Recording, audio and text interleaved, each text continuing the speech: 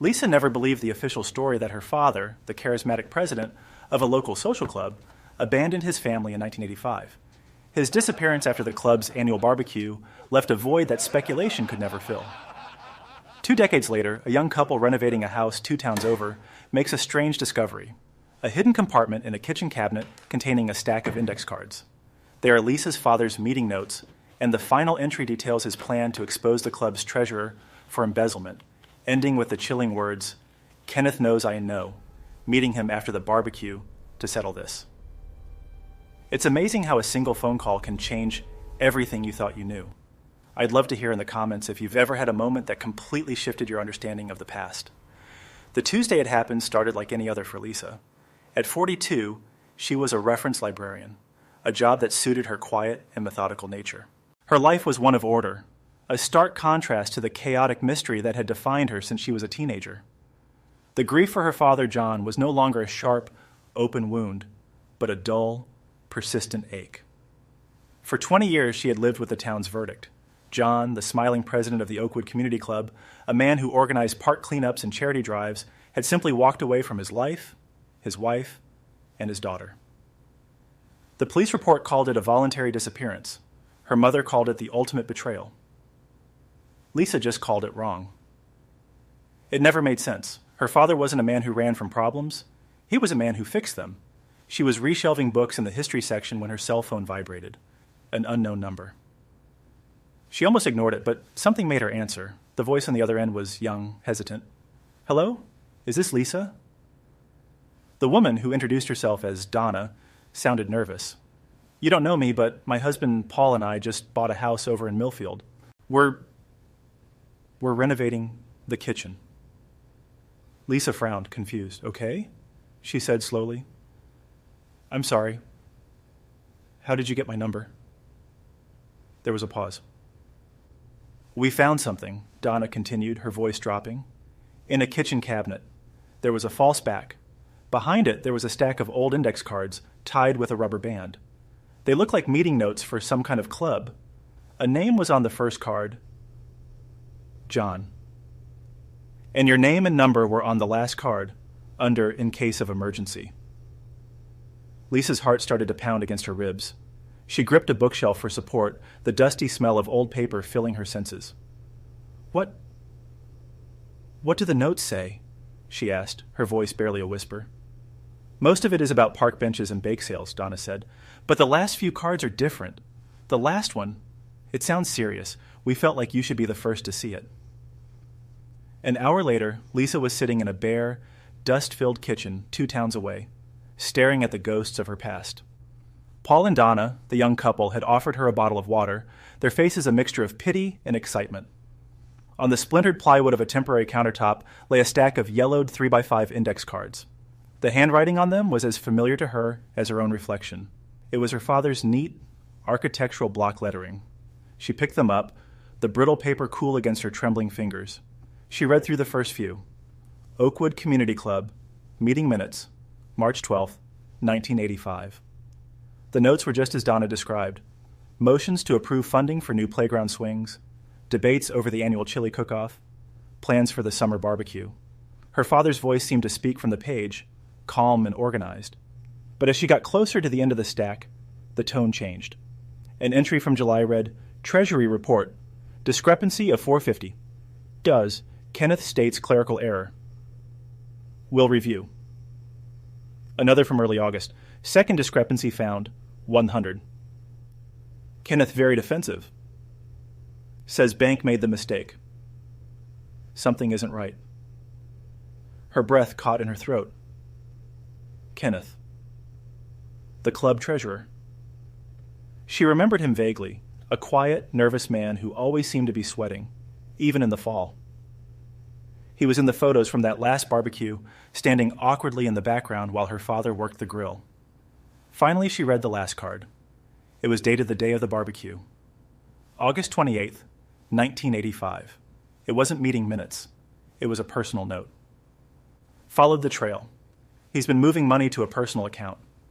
Nearly $5,000, money for the youth center. He's been stealing from the kids. And then, at the bottom, the 6 words that changed everything. Kenneth knows I know. Meeting him after the barbecue to settle this. Below that was his emergency contact information, his wife's name, and hers. Lisa. A wave of dizziness washed over her. This wasn't the note of a man planning to run away. This was the note of a man about to confront a thief.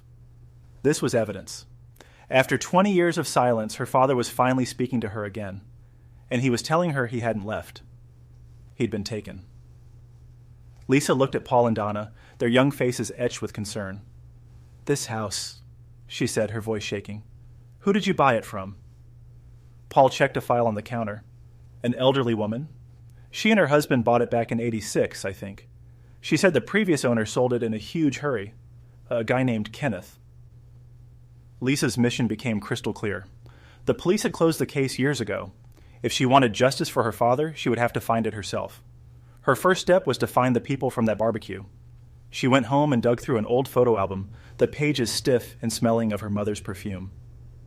There it was. A photo of the 1985 Oakwood Community Club summer barbecue.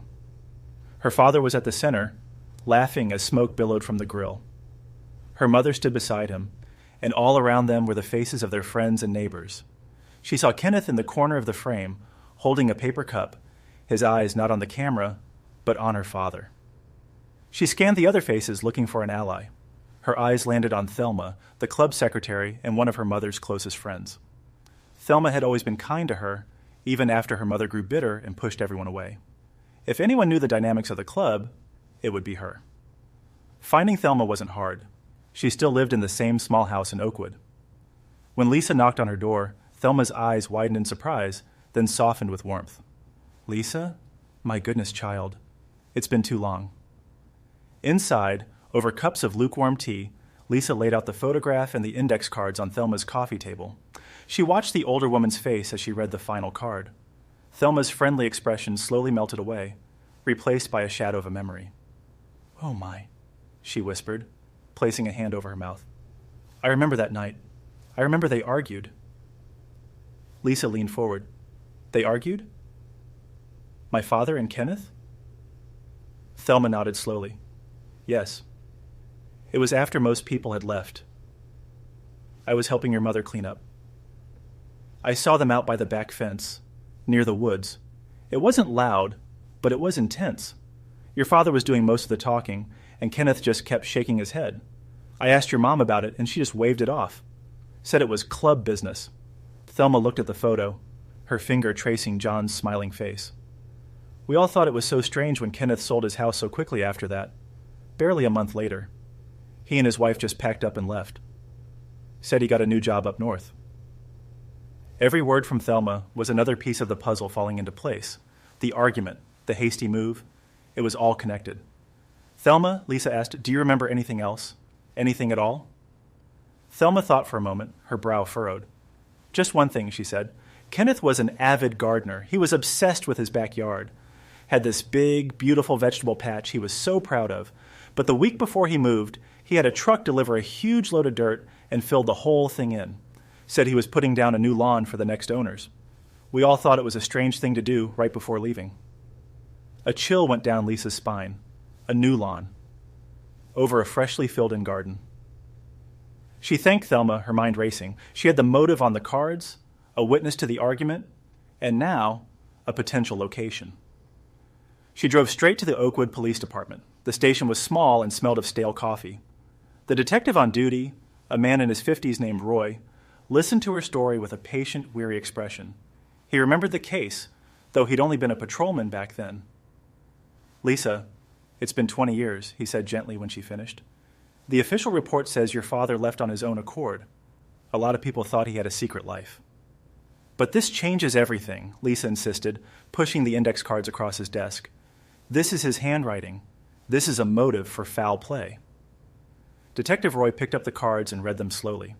He stared at the final card for a long time. He looked at Lisa, then back at the card. The weary expression on his face was replaced by a flicker of professional interest. "The treasurer's name was Kenneth?" he asked. Lisa nodded. "And you say he moved a month later?" "And filled in his large vegetable garden right before he left," Lisa added. The detective leaned back in his chair. rubbing his chin. Okay, he said, his tone shifting. This is thin, and it's old, but it's more than anyone's had for 2 decades. Let's find out where this Kenneth fellow lives now. It took 2 days of digging through old records, but they found him. Kenneth lived a quiet, retired life in a secluded house on a large plot of land about 100 miles away.